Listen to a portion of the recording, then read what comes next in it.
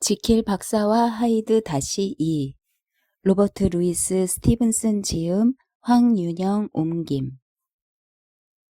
이 부분까지는 평탄한 글씨체였지만 갑작스레 글씨체가 튀며 글쓴이의 감정이 배어나와 제발 예전에 그 약품 좀 찾아내란 말이오 라고 덧붙여 놓았다. 기이한 쪽지록은 어터슨이 말하더니 풀에게 날카롭게 따져 물었다. 어떻게 자네가 이 편지를 열어보게 되었나? 모 약품상 주인이 버럭 화를 내더니 그 편지를 완전히 쓰레기처럼 취급하며 제게 도로 던졌습니다. 풀이 대답했다. 이 편지는 의심할 여지 없이 지킬 박사가 쓴 것일세. 안 그런가? 그런 것 같다고 생각했습니다. 집사가 약간 뿌르퉁하니 대답했다. 그러더니 목소리를 바꿔 덧붙였다. 하지만 필체가 누구의 것이냐는 중요하지 않아요. 제가 그자를 봤으니까요. 그자를 봤다고? 정말인가? 어터슨이 되물었다. 네, 맞습니다. 어떻게 보게 됐는지 말씀드리지요. 제가 정원에서 해부 강의실로 불쑥 들어갔을 때였습니다. 서재문이 열려 있었고 그자가 해부 강의실 저쪽 끝에서 상자들을 뒤지고 있었던 걸 보면 그자가 약인지 뭔지를 찾으러 서재에서 몰래 빠져나왔던 모양이었습니다. 제가 해부 강의실 안으로 들어갔더니 그자가 저를 올려다보며 외마디 비명을 지르고 위층 서재로 달아났습니다. 제가 그자를 본 것은 아주 잠시뿐이었지만 제 머리털이 고슴도치 가시처럼 쭈뼛 섰습니다. 변호사님, 그자가 제 주인님이라면 왜 얼굴에 가면을 썼을까요? 그자가 제 주인님이라면 왜 생쥐처럼 비명을 지르며 저를 피해 달아났을까요? 전 아주 오랫동안 주인님을 모셔온 사람인데 말입니다.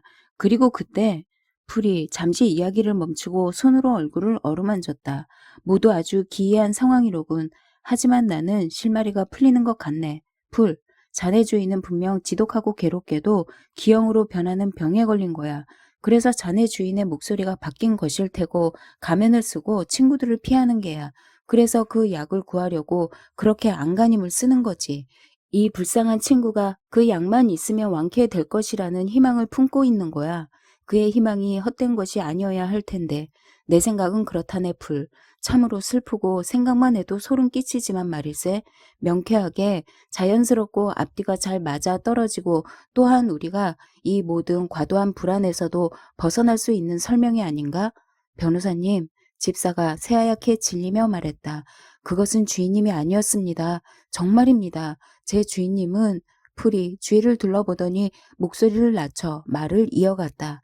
키가 크고 체격이 좋은 분이시지만 그자는 난장이에 가까웠습니다. 어터슨이 반박하려 하자 풀이 울부짖었다. 아니 변호사님, 제가 20년을 모신 주인님을 몰라보겠습니까? 제 평생 매일 아침 서재 문 앞에서 주인님을 뵈었는데 주인님 머리가 서재 문가 어디쯤에 닿는지 모르겠습니까? 아니에요 변호사님. 가면을 쓴 그 녀석은 결코 지킬 박사님이 아닙니다.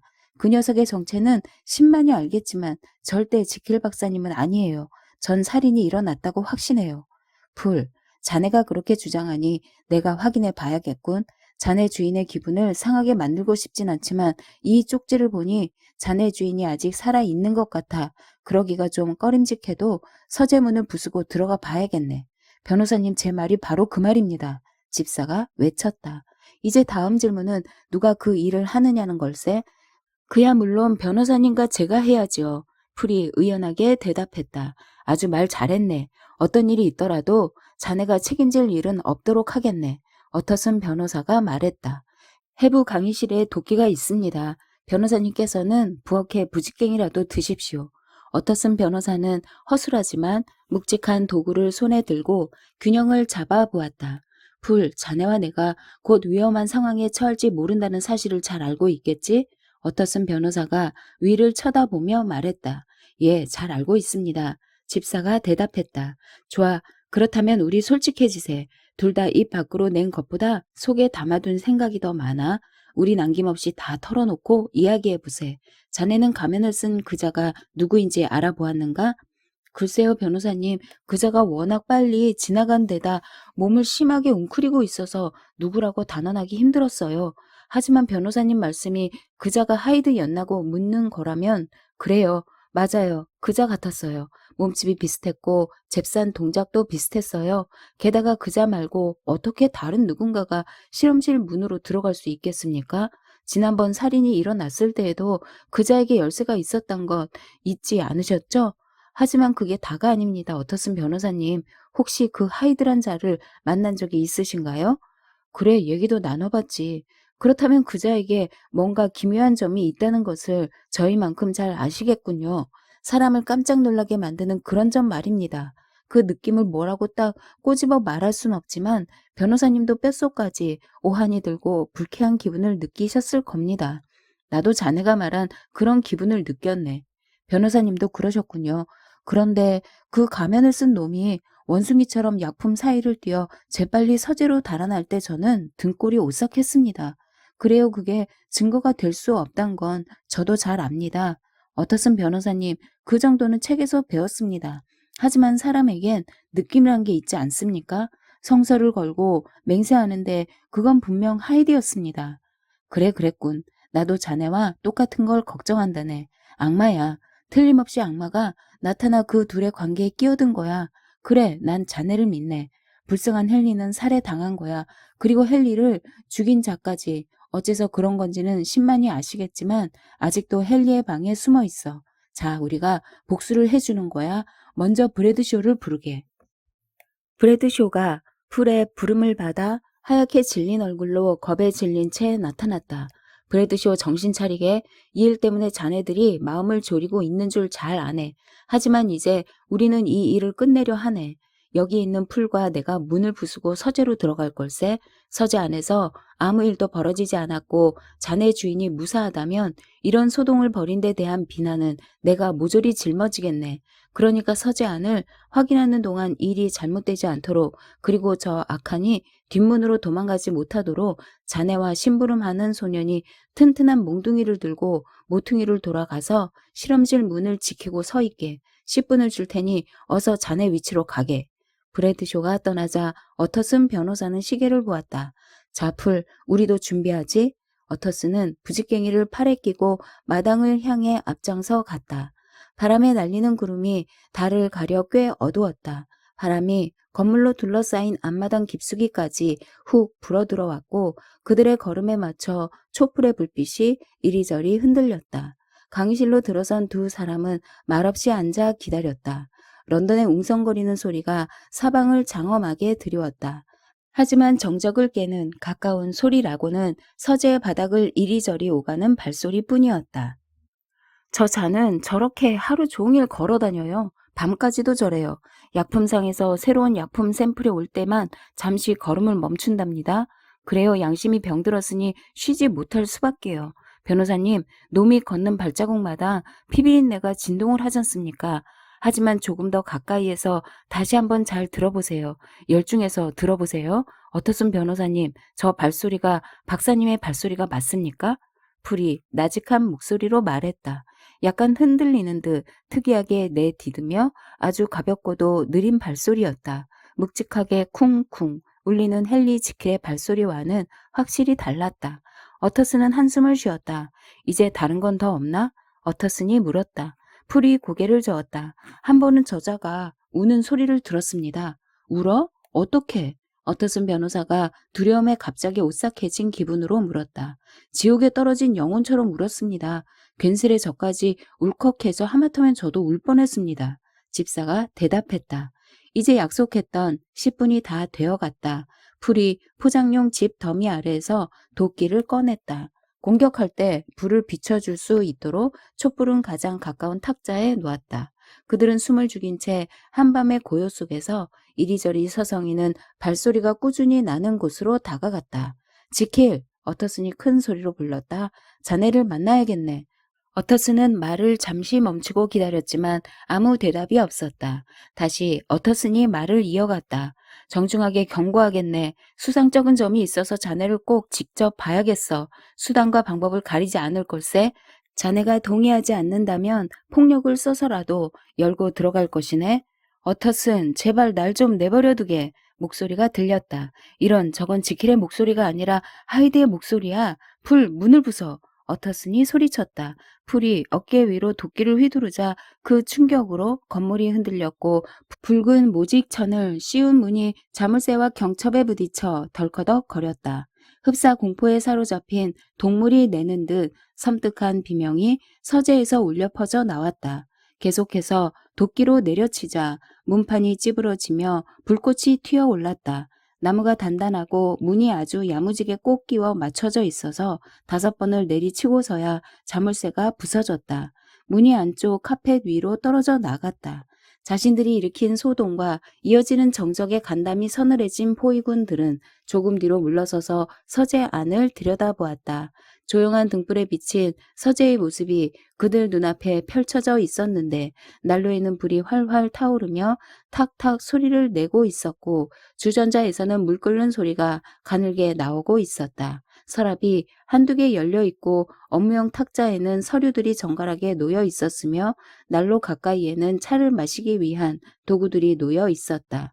더없이 평온한 방의 모습이었는데 약품들로 가득한 유리로 된 진열장이 아니었다면 그날 밤 런던 어디서건 흔히 볼 수 있는 평범한 서재의 모습이기도 했다. 서재 한가운데에 경련을 일으키며 온몸이 비틀려 있는 한 사내가 있었다. 어터슨과 풀은 발끝으로 살금살금 다가가 그자를 바로 눕혔다.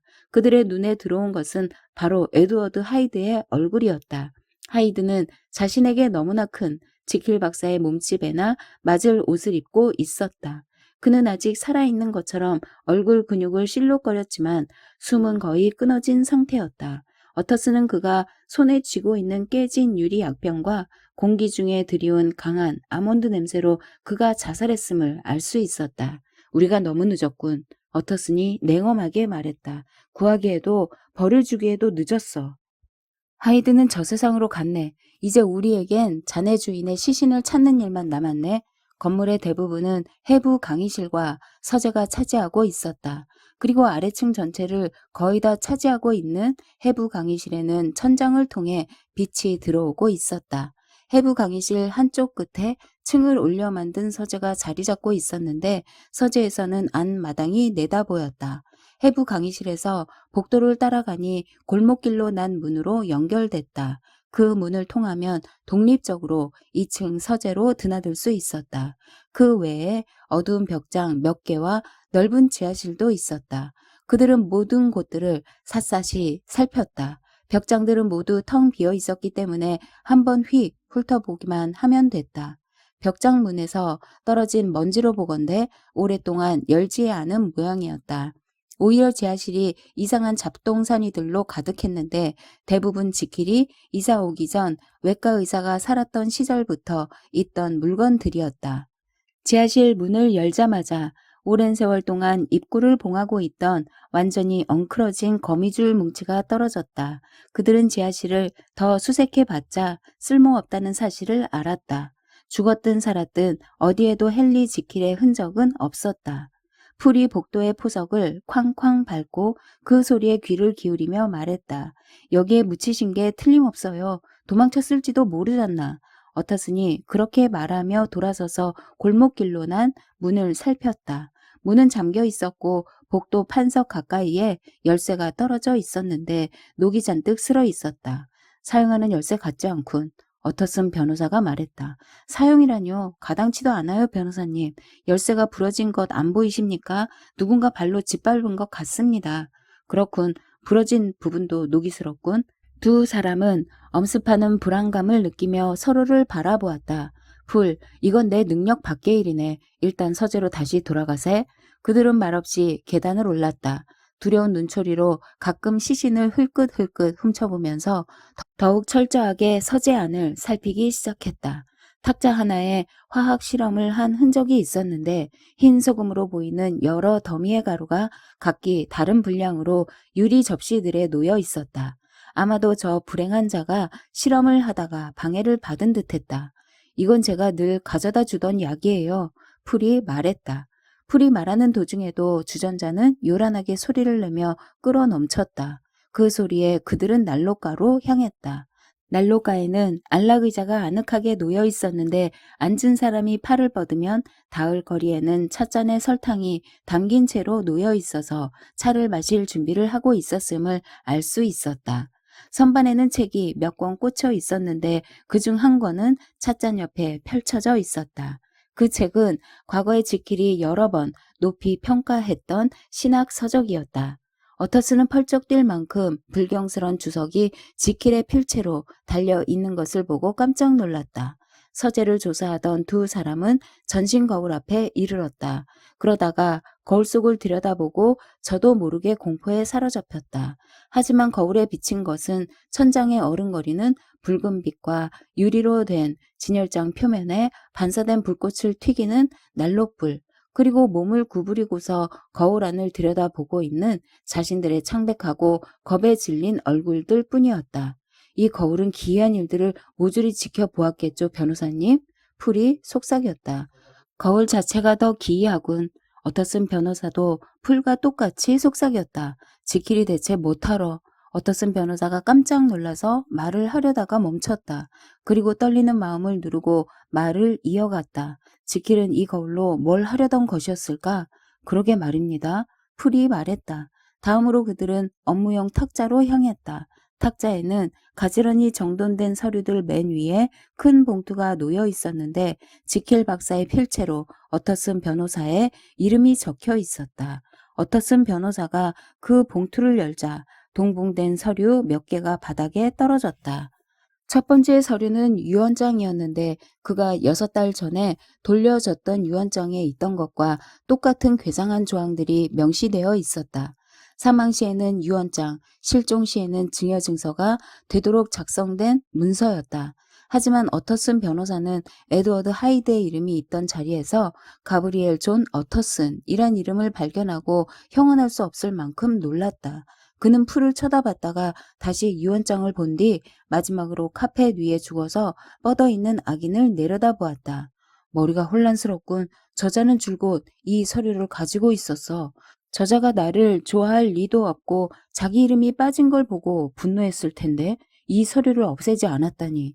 그는 다음 서류를 집어들었다. 그것은 지킬 박사의 필체로 된 짧은 쪽지로 맨 위에 날짜가 적혀 있었다. 이런 풀, 지킬이 오늘까지도 여기에 살아 있었어. 그렇게 짧은 시간에 사람을 죽이고 처리까지 하기는 힘들었을 테니 지킬은 아직 살아있는 게 틀림없어. 지킬은 도망친 거야.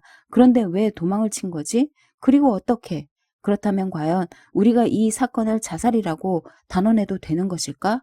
오, 신중해야겠어. 자칫하면 우리가 자네 주인을 무시무시한 파국으로 몰아갈지도 모르니 말일세.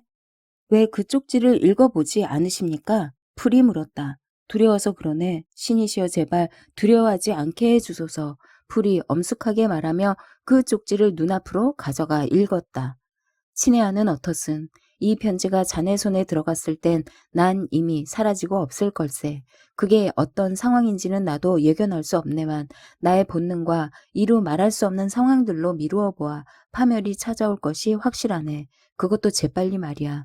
그러니 어서 가서 레니언이 자네에게 전해주겠다고 내게 경고한 그 편지부터 먼저 읽어보게. 그리고 더 알고 싶다면 나의 고백서를 보게나. 자네의 보잘것없고 불행한 벗 헨리 지킬. 동봉된 서류가 하나 더 있던가? 어터슨이 물었다.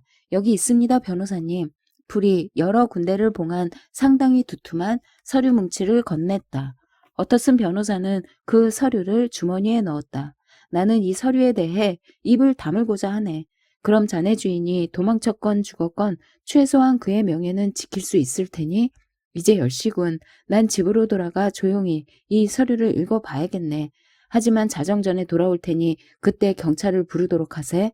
두 사람은 해부 강의실을 나와 문을 잠갔다.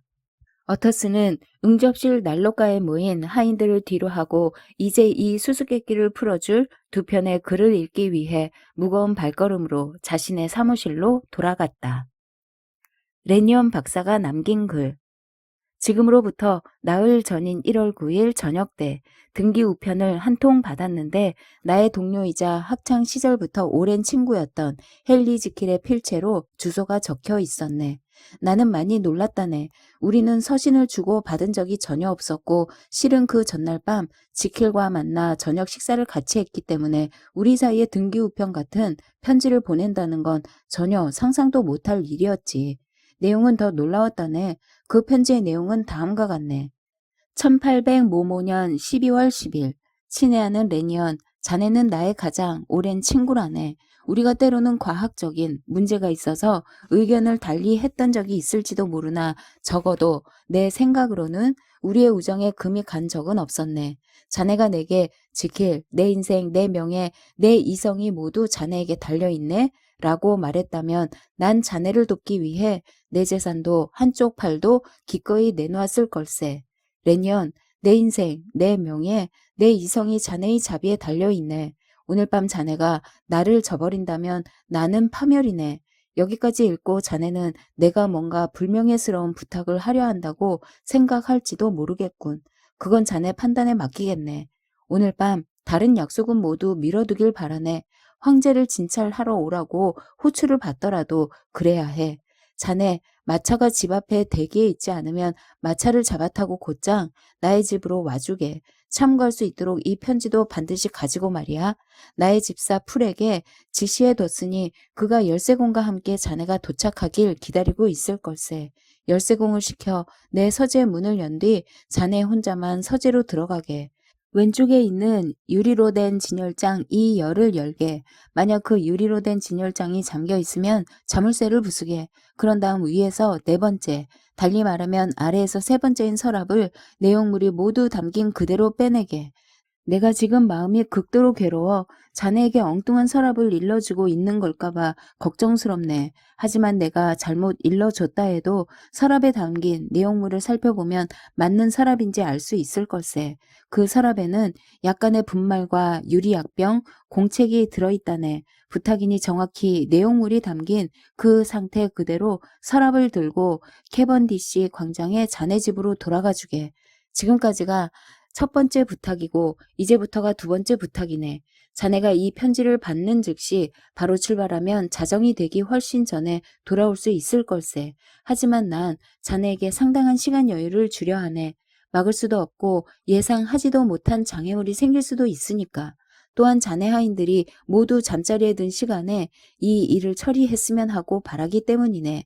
그러니 자정이 되면 자네 혼자서만 진료실에서 기다리고 있다가 내 이름을 대는 사내가 오면 직접 안으로 들여 그 자에게 내 서재에서 가져온 서랍을 통째로 건네줬으면 하네. 그러면 자네는 자네 역할을 다한 것이고 난 자네에게 진심으로 감사할 것이네. 그런데 자네가 무슨 일인지 정 설명을 드려야겠거든. 조금만 참게. 그로부터 5분 뒤면 이런 절차가 얼마나 중요한지 이해하게 될 것이네. 내 부탁이 터무니없어 보일지 모르지만 이런 절차 가운데 하나라도 무시했다간 나는 죽음이나 이성의 파멸을 맞을 것이고 자네는 그로 인해 양심의 가책을 느끼게 될지도 모르네. 자네가 이 부탁을 쉬이 여기지 않을 것이라고 확신하네만 혹시 그럴지 모른다는 생각만으로도 가슴이 철렁 내려앉고 손이 덜덜 떨리네. 이 순간 낯선 장소에서 희망 하나 없는 어두운 고뇌에 시달리고 있을 나를 생각해주게. 자네가 시간을 잘 맞춰 내 부탁대로 해주어서 지금의 고민은 옛 이야기처럼 흘러가 버릴 거라고 믿는 나를 말일세. 친애하는 레니언, 부디 내 부탁을 들어줘서 나를 구해주게. 자네의 벗 헨리 지킬. 추신. 이 편지를 다 쓰고 나니 내 마음에 새로운 공포가 엄습하는군. 우체국에서 제때 배달을 못해 이 편지가 내일 아침이나 되어서야 자네 손에 들어갈지 모르겠군. 친애하는 레니언, 그럴 경우에는 내일 중 자네가 가장 편한 시간에 내가 부탁한 것을 처리해주게. 그리고 다시 한번 자정에 내가 보낸 사람을 맞아주게. 그때가 되면 이미 너무 늦어버릴지도 모르지만 말일세. 내일 밤이 아무 일 없이 그냥 지나간다면 두 번 다시는 헨리 지키를 만나지 못할 것으로 알고 있게나. 이 편지를 읽고 나는 이 친구가 미친 게 틀림없다고 확신했네. 하지만 미쳤다는 사실이 의심의 여지가 없도록 증명되기 전까지는 그가 부탁한 대로 해야 할 것 같았어. 이 뒤죽박죽인 상황을 잘 알지도 못하면서 그게 중요하다, 아니다 판단할 입장도 아니었으니까. 그리고 그토록 구구절절한 간청을 아주 무책임하게 물리칠 수도 없었네. 그래서 나는 자리에서 일어나 마차를 타고 곧장 지킬의 집으로 갔네. 집사는 내가 오기를 기다리고 있었네. 집사도 나와 똑같이 등기 우편으로 지시를 받고는 즉시 열쇠공과 목수를 부르러 사람을 보내놨더군. 우리가 이야기를 나누는 사이 열쇠공과 목수가 도착했고 우리는 함께 예전 대먼 박사의 해부 강의실로 갔네. 자네도 잘 알다시피 그곳이 지킬의 개인 서재로 들어가기 가장 편한 곳이니까. 목수는 서재문이 아주 튼튼하고 자물쇠가 훌륭해서 억지로 열려면 굉장히 힘이 들고 문이 다 망가질 것이라고 공언했네. 열쇠공은 거의 절망했지. 하지만 열쇠공의 솜씨가 좋아 2시간의 작업 끝에 문을 열었네. 이자가 표시된 유리로 된 진열장은 잠겨있지 않았네. 난 그 친구가 말한 서랍을 꺼내 내용물이 흐트러지지 않도록 지프로 속을 채우고 천으로 싸서 캐번디시 광장에 내 집으로 갖고 돌아왔네. 집으로 돌아와 서랍의 내용물을 살펴봤지. 분말은 아주 깔끔하게 만들어지긴 했지만 조제사의 정밀한 솜씨는 아니었네. 그러니까 지킬이 개인적으로 만든 분말인 게 분명했어. 분말 한 첩을 펼쳐보니 단순한 흰색 염류 결정체로 보이는 것이 들어있었지. 다음으로 내 주의를 끈 유리 약병에는 핏빛 액체가 반쯤 채워져 있었는데 후각을 강하게 자극하는 걸 보면 인과, 휘발성, 에테르가 들어간 듯했어. 하지만 그 외 다른 성분들은 무엇이 들어갔는지 짐작할 수 없었네. 공책은 그냥 평범한 공책이었는데 날짜만 쭉 적혀 있을 뿐 별 내용이 없었어. 날짜가 여러 해 동안 이어져 오다가 거의 1년 전에 갑자기 뚝 끊겨졌지? 여기저기 날짜 옆에 대개 한 단어를 넘지 않는 짤막한 메모가 적혀 있었네. 수백 개의 항목을 통틀어 6번 정도 2배라고 적혀 있었고 아주 초기의 목록에 한 번 완전한 실패라고 느낌표까지 몇 개 붙여 쓴 것도 있었네. 이 모든 것이 나의 호기심을 자극했지만 확실하게 알 수 있는 건 별로 없었네. 그러니까 그 서랍에 든 건 팅크가 든 유리약병, 종이에 싼 염료, 지킬의 다른 무수한 실험들과 마찬가지로 실제적으로 유용한 끝맺음을 이루지 못한 일련의 실험 기록이 다였네. 내 집에 이런 물건들을 갖다 두는 것이 나의 정신 나간 동료의 명예와 정신과 삶에 어떻게 영향을 끼친단 말인가. 그 친구가 보낸 사람이 내 집에는 찾아올 수 있는데 정작 왜 그 친구의 집에는 가지 못한단 말인가. 그리고 이 일에 장애가 되는 문제가 있다고 인정할지라도 왜 내가 그자를 비밀리에 직접 맞아야 한단 말인가. 생각하면 할수록 내가 정신병자 노름에 놀아나고 있다는 확신이 들었네. 그래서 나는 그만 잠자리에 들라고 하인들을 물린 후 내 스스로를 지켜야 할 상황에 처하게 될지 몰라 오래된 권총을 장전해 뒀네. 런던 저녁에 밤 12시를 알리는 종이 울려 퍼지자마자 아주 조심스레 문을 두드리는 소리가 났네. 내가 직접 문을 열어주러 나갔더니 작은 남자가 현관 기둥에 기대어 웅크리고 있었네. 지킬 박사가 보낸 사람이요? 내가 물었네. 그가 부자연스러운 몸짓으로 예 하고 대답하더군. 그리고 내가 들어오라고 말해도 그는 내 말에 따르지 않고 뒤로 흘끗 깜깜한 광장을 살폈네. 그리 멀지 않은 곳에서 경찰이 랜턴을 켜고 다가오고 있었는데 내 생각엔 그 모습에 나의 손님이 깜짝 놀라서 서둘러 안으로 들어온 것 같았어. 실은 난 그런 세세한 점들이 언짢게 여겨졌다네. 나는 그를 따라 불이 환하게 켜진 진료실로 들어가면서 계속 권총에 손을 올리고 있었네. 마침내 나는 진료실에서 그를 또렷이 볼 수 있는 기회를 갖게 되었네. 처음 보는 자였어. 그 점만은 분명했네. 이미 말했다시피 그는 체구가 작았어. 게다가 소름 끼치는 얼굴 표정, 대단히 힘찬 움직임과 아주 허약한 모습에 놀랄 만한 결합. 그리고 마지막에 언급하지만 아주 중요한 그와 가까이 있을 때 생겨나는 묘하고 주관적인 불안감에 적잖이 당황했네. 그것은 오한의 초기 증세와 다소 비슷했으며 뒤이어 맥박이 급격히 약해졌네. 그때 나는 그것을 다소 특이한 개인적 혐오감 탓으로 돌렸고 그저 증상이 심해지는 현상만을 이상하게 여겼다네. 하지만 그 후 나는 그 증상이 인간의 본성 안에 훨씬 더 깊숙이 자리 잡고 있어서 단순한 증오심보다 고차원적인 본질에서 비롯되었다고 믿게 되었다네. 그는 들어오는 순간부터 나로 하여금 역겨운 호기심이라고밖에 표현할 수 없는 감정을 불러일으켰어. 게다가 그자는 보통 사람들이 볼 때 웃음거리가 되기 딱 좋은 옷차림이었네. 값비싸고 점잖은 옷감으로 만든 옷이었지만 터무니없이 큰 치수였지. 바지는 다리에 헐렁하게 걸린 채 땅에 끌리지 않도록 돌돌 말아 올렸고 외투의 허리선은 엉덩이 아래로 내려왔으며 옷깃은 어깨 위로 넓게 처져 있었네. 이상한 이야기지만 그 우스꽝스러운 옷차림에도 난 전혀 웃음이 나오지 않았어. 나와 마주보고 있는 그자의 본질 속에 뭔가 비정상적이고 꼴사나운 것이 사람의 마음을 압박하는 놀랍고도 혐오스러운 뭔가가 있었거든. 이런 어색하고 이상한 행색이 오히려 그자의 본질과 잘 어울리고 나아가 그자의 본질을 더욱 강화시켜 주는 것 같았지. 그래서 그자의 본성과 성격에 대한 흥미는 물론이고 출신, 인생, 재산, 세상에서의 지위는 어떨까 하는 호기심까지 더해졌네. 비록 아주 많은 지면을 할애하기는 했지만 사실 이런 관찰들은 불과 몇 초 만에 이루어진 것이라네. 나를 찾아온 그자는 초조한 표정으로 아주 흥분해 있었네. 가져왔소? 가져온 거요? 그가 소리쳤어. 조바심에 몸이 달아 내 팔을 붙잡고 나를 흔들려고 했네. 그의 손길이 닿자 얼음같이 차가운 고통이 내 피를 타고 흐르는 것 같아 얼른 그자의 손을 뿌리쳤지. 이보시오. 우린 아직 인사도 나누지 않았잖소. 우선 앉으시오. 내가 그에게 본을 보여 짐짓 평소 환자를 대하는 태도를 취하며 의자에 앉았어. 하지만 늦은 시간인데다 급선무로 처리해야 할 일의 성격과 그자에게 느낀 공포심 때문에 애써 태어난 척하기가 힘들었네. 죄송합니다, 레니언 박사님.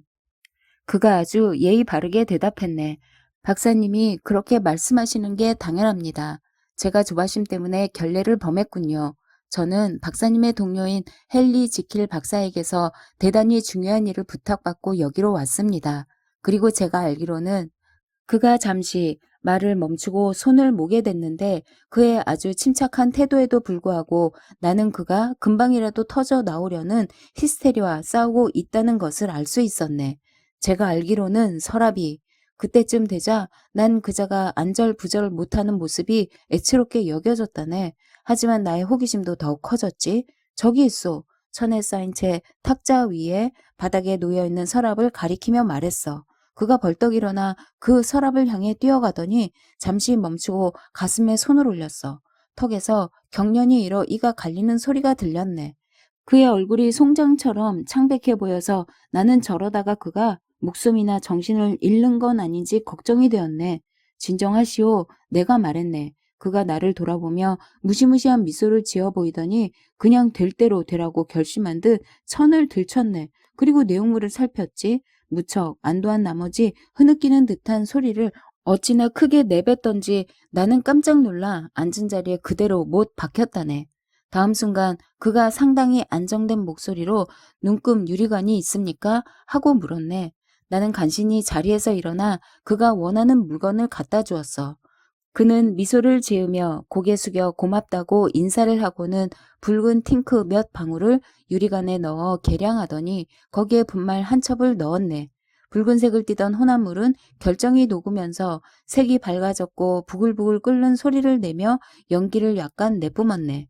갑자기 끓어오르던 것이 멈추자 혼합물이 짙은 자주색으로 변하나 싶더니 더욱 천천히 엷은 녹색으로 변했네. 날카로운 눈길로 이런 변화 과정을 지켜보던 그자는 미소를 지으며 눈금 유리관을 탁자에 내려놓고 돌아서서 나를 탐색하듯 뚫어져라 바라보았네.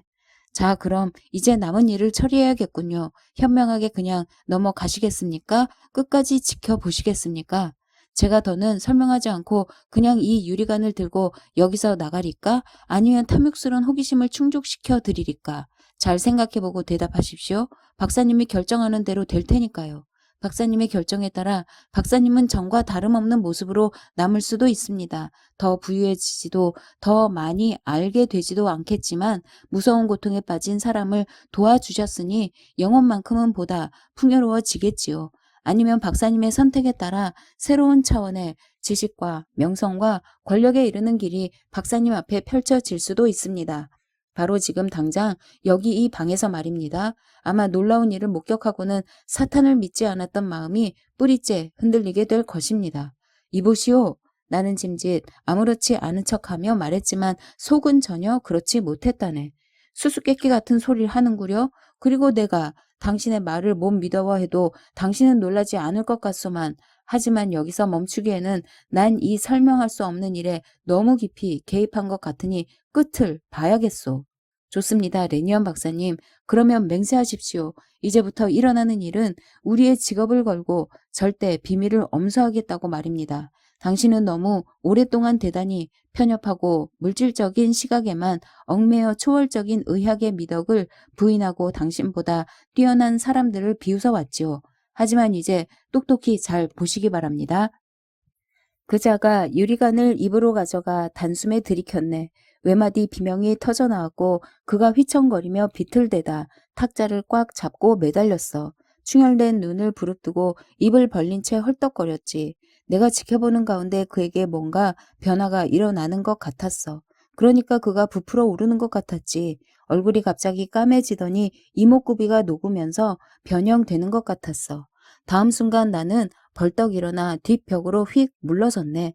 공포로 마음이 내려앉는 가운데 그 괴물에게서 스스로를 보호하려고 팔을 들어 올렸어. 오 세상에, 나는 비명을 질렀네. 오 세상에, 이럴 수가. 나는 계속 비명을 질러댔네. 바로 내 눈앞에서 창백한 얼굴로 몸을 떨며 반쯤 실신한 모습을 한 자는 마치 죽었다 깨어난 사람처럼 손으로 앞을 더듬으며 서 있는 자는 바로 다름 아닌 헨리 지킬이었어.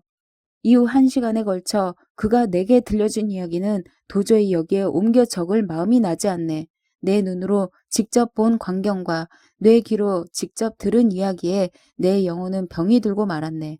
하지만 그 광경이 내 눈앞에서 사라진 지금 나 스스로에게 그 광경과 이야기를 믿는지 자문해보지만 대답할 수가 없네.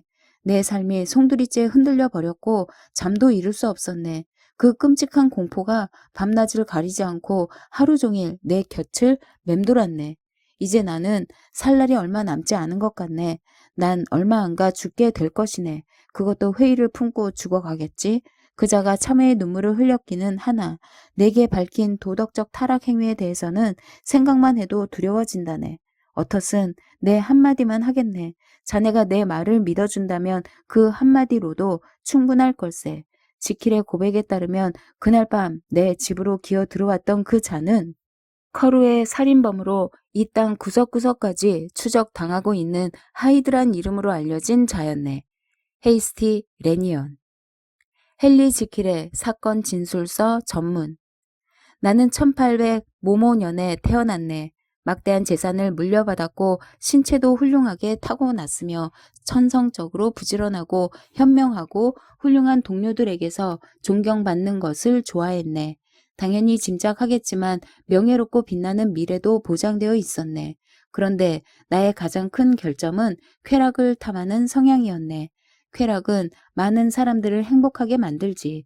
하지만 사람들 앞에서 머리를 꼿꼿이 세우고 엄숙한 표정을 지으며 거만하게 굴고 싶은 오만한 욕망을 지닌 나 같은 사람에게는 맞지 않는 것이었어. 그래서 나는 그런 성향을 숨기게 되었네. 지나온 시절을 되돌아보는 나이가 되어 주위를 둘러보고 세상에서의 성취와 지위를 찬찬히 뜯어보기 시작했을 즈음에는 난 이미 이중생활에 깊이 빠져 있었네. 사람들 중에는 내가 죄의식을 느끼는 난잡한 행실들을 자랑인 양 떠벌리는 자들도 많을 걸세. 하지만 난 스스로 세워놓은 고결한 가치관에 따라 거의 병적인 수치심으로 그런 행실들을 감췄네. 모든 사람들의 내면에는 인간의 이중성을 나누기도 하고 결합시키기도 하는 선과 악, 두 영역 사이에 고랑이 있네. 하지만 내 안에는 다른 사람보다 그 고랑이 더 깊어서 선과 악이 철저하게 분리되어 있지. 이렇게 된 이유, 나를 지금의 모습으로 만든 것은 내가 특별히 타락해서가 아니라 오히려 내가 지향하는 바가 유난히 엄격했기 때문이야. 경우가 이렇다 보니 나의 종교의 뿌리이자 가장 심오한 고뇌의 원천인 삶의 가혹한 법칙에 대해 깊고도 집요하게 파고들게 되었네. 나는 몹시 이중적인 사람이었을지는 모르나 결코 위선자는 아니었네. 나의 두 가지 모습 모두 진실됐네. 태양 아래에서 지식의 증진은 물론이고 슬픔과 고통의 경감을 위해 힘쓰는 모습도 나 자신이었고, 자제심을 버린 채 부끄러운 짓에 빠져드는 것 또한 나 자신의 모습이었어. 그런데 전적으로 신비하고 초월적인 방향으로 흐르던 나의 과학적 연구가 성과를 거두었지. 내 안에서 두 가지 모습의 내가 끊임없이 벌이던 전쟁에 한 줄기 강한 서광이 비추었네. 그리하여 내 지성의 양면을 이루는 도덕과 지식을 통해 날마다 조금씩 진실에 더 가까이 다가가게 되었네. 하지만 그 진실을 불완전하게 발견하는 바람에 나는 결국 끔찍한 파멸에 이르는 운명에 처하게 되었어. 그 진실이란 인간은 진정 하나가 아니라 둘이라는 것이었지. 내가 둘이라고 말하는 것은 현재의 내 지식 수준이 그 이상을 넘어서지 못하기 때문이네. 비슷한 연구로 나를 뒤따르는 자도 있을 것이고 나를 앞서는 자도 있을 것이네. 그래서 내 과감히 추측하건대 인간은 결국 각양각색의 모순되고 독립적인 인자들이 모여 형성된 집합체에 불과하다는 사실이 밝혀질 것이네. 나의 경우에는 내 삶의 성격상 한 방향으로, 오직 한 방향으로만 올곧게 나아갔다네.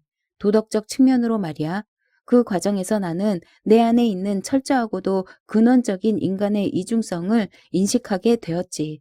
내 의식 속에는 선과 악 두 가지 본성이 갈등을 일으키고 있어. 내가 두 가지 본성 가운데 어느 한쪽에 사로잡힌 것처럼 여겨지는 것은 근본적으로 그 두 가지 본성을 모두 가지고 있기 때문이라네. 그리고 나는 훨씬 오래전부터 두 가지 본성을 분리해 내는 달콤한 공상을 즐기곤 했지.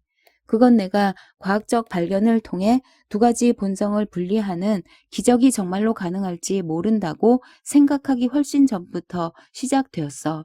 각각의 본성을 따로따로 분리해서 별개의 개체에 수용할 수 있다면 참기 힘든 모든 고통들이 인생에서 사라지지 않을까 하고 혼잣말을 하곤 했지. 옳지 못한 본성은 자신과 쌍둥이처럼 붙어 다니는 올바른 본성의 열망과 가책에서 벗어나 자기만의 길을 가면 되지. 반대로 올바른 본성은 아무 관계도 없는 악한 본성 때문에 더 이상 망신스러워하지 않아도 되고 말이야. 게다가 참회하거나 선행을 베풀며 기쁨을 찾고 보다 높은 곳을 향해 꿋꿋하고 단호하게 걸어갈 수도 있을 것 같았네. 어울리지 않는 한 쌍이 이처럼 함께 묶여 있다는 것은, 그러니까 고뇌에 찬 의식 저 깊은 곳에서 극과 극인 쌍둥이가 계속 싸우고 있어야 한다는 것은 바로 인류가 받은 저주였네. 그렇다면 이 둘은 어떻게 분리되었었겠는가? 이런 생각에 빠져 있는데 앞서 말했듯이 실험실 탁자에서부터 이 주제에 대한 서광이 비치기 시작했네. 나는 우리가 걸치고 다니는 육신이 겉으로는 아주 견고해 보이지만 불안정하고 비물질적이며 안개처럼 덧없는 것이라는 사실을 이제껏 밝혀진 것보다 더 깊이 인지하게 되었지. 내가 발견한 어떤 물질에는 바람이 천막을 휙 날려버리듯 육체라는 겉옷을 흔들어 낚아채 가는 힘이 있었네. 하지만 나는 두 가지의 타당한 이유로 인해 과학적으로 세세한 부분까지는 자세히 고백하지 않으려 하네. 첫째로, 우리 인간은 인생의 어두운 운명과 무거운 짐을 영원히 어깨에 짊어지고 살아가야 한다는 점을 알게 되었기 때문이지. 벗어나려고 하면 할수록 그 운명과 짐은 더욱 낯설고 끔찍한 무게로 우리에게 되돌아올 뿐이지. 둘째는, 내 이야기를 읽어보면 너무도 분명해지겠지만, 나의 발견이 불완전했기 때문이라네. 당시에 나는 육체란 정신을 구성하는 어떤 힘의 기운 혹은 광채가 뿜어져 나오는 외피임을 인식하고 있었지. 뿐만 아니라 육체를 지배하는 힘을 약하게 만들어 다른 힘이 지배하는 다른 모습의 육체로 변하는 약을 제조할 수 있을 정도였네. 물론 그렇게 육체의 모습이 변하더라도 영혼의 밑바탕에 깔린 요소들의 특징을 잃는 일은 없을 테고 말이야. 나는 이 이론을 실제 실험으로 옮기기까지 오랫동안 망설였네. 어떤 약이든 정체성이라는 요새를 강력하게 통제하고 흔들 만한 효능이 있다면 변신을 꾀하는 순간에 극소량이라도 정량을 초과하거나 복용 시간을 조금만 어겨도 비물질적인 임시 거처인 육체를 완전히 괴멸시킬 수도 있으니까 말이야. 분명 이건 죽을 각오를 다지고 시작해야 하는 일이었어. 그러나 나는 너무나 특이하고 엄청난 발견의 유혹 앞에 결국 위험의 경고를 무시하고 말았네. 팅크는 이미 오래전에 준비해 놓았기 때문에 곧바로 약품 도매상에서 특별한 염료를 다량으로 구매했네. 내 실험을 통해 그 염료는 약의 조제에 필요한 마지막 성분으로 판명된 것이었네. 그리고 어느 저주받은 늦은 밤 나는 유리관에 모든 성분들을 넣어 혼합했네. 그러자 유리관 속의 내용물이 부글부글 끓어오르며 연기가 피어올랐지. 그리고 끓는 게 가라앉자 나는 크게 용기를 내어 그 약을 모두 마셔버렸어. 아주 극심한 고통이 뒤따랐네. 뼈가 갈리는 듯한 통증, 지독한 메스꺼움, 태어나거나 죽는 순간보다 더한 정신적 공포가 밀려왔네. 그런 뒤 고통이 빠르게 가라앉았고 마치 큰 병을 앓고 난 뒤처럼 의식이 돌아왔네. 감각은 뭔가 낯설었고 형언할 수 없을 만큼 새로웠으며 그런 새로운 느낌 때문인지 믿을 수 없을 만큼 기분이 좋았지. 몸이 더 젊어지고 가벼워지고 행복해진 느낌이었어. 그런 내 안에서 거침없는 무모함, 물방아를 돌리는 물처럼 공상 속에서 흐르는 난잡하고 관능적인 영상들, 의무의 굴레로부터 벗어나는 기분, 그리고 정체를 정확히 파악할 수는 없지만 순수하지 않다는 것만은 분명한 영혼의 자유가 느껴졌네. 이 새로운 생명이 첫 호흡을 토해내는 순간 나는 내가 사악해져서 10배는 더 사악해져서 내 안 깊숙한 곳에 악한 본성에게 노예로 팔렸다는 사실을 알아차렸네. 그런 생각은 포도주처럼 나를 기운나고 기쁘게 만들었지. 나는 이런 새로운 기분에 도취되어 두 팔을 쫙 펼쳤어. 그러다 문득 내 몸이 줄어들었다는 사실을 깨달았네. 그 당시에는 내 방에 거울이 없었네. 이 글을 쓰는 지금 내 옆에 있는 거울은 이런 모습의 변화를 비춰볼 목적으로 나중에 들인 것일세. 아무튼 밤이 지나고 새벽으로 접어들어 있었어. 아직 캄캄하긴 했지만 아침이 하루의 시작을 알릴 준비가 거의 되어 있었네. 내 집에 사는 사람들은 모두 깊은 잠에 빠져 있었지. 나는 희망과 승리감으로 들떠 새로운 모습으로 내 방까지 가보기로 마음먹었네. 앞마당을 가로지르는 나를 별들이 내려다보고 있었네. 잠들지 않고 불침번을 서던 별들도 생전 처음 보는 새로운 종류의 창조물을 보고 놀란 것 같았지. 나는 내 집에서 낯선 사람이 되어 복도를 살금살금 지나 내 방으로 향했고 그곳에서 처음으로 에드워드 하이드의 모습을 보았네. 나는 여기에서 이론만으로 그러니까 내가 아는 사실이 아니라 내가 생각하기에 가장 그럴듯한 추측으로 설명해야겠네. 방금 모습을 드러낸 악한 본성의 나는 갓 물러난 선한 본성의 나보다 강건하지도 못하고 발달도 덜 된 상태였어. 다시 한번 말하지만 나는 이제까지 노력과 미덕 그리고 절제가 구하를 차지하는 삶을 살아왔기 때문에 악한 본성이 드러날 일도 소모될 일도 훨씬 적었네. 내 생각에는 그래서 에드워드 하이드가 헨리 지킬보다 훨씬 작고 가냘프고 젊은 모습으로 나타난 것 같네. 지킬의 얼굴에서 선이 빛났다면 하이드의 얼굴에서는 악이 노골적이고 또렷하게 드러나 있었지.